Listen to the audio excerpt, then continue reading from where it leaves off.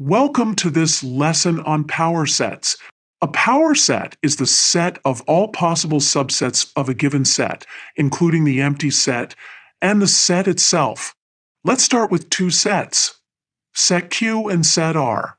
Set Q contains the elements X and Y. Set R contains the elements M, N, and L.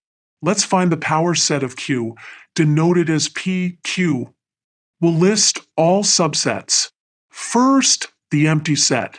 Then, subsets with one element, X and Y. Finally, the subset containing both, X, Y.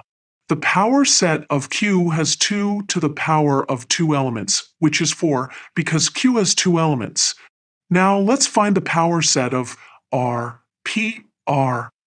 Since R has 3 elements, it will have more subsets. Let's list them systematically. First, the empty set. Then, subsets with 1 element. Then, subsets with 2 elements. Finally, the set R itself.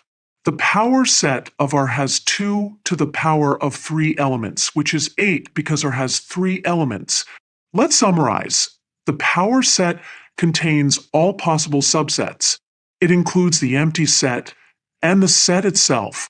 For a set with n elements, its power set has 2 to the power of n elements.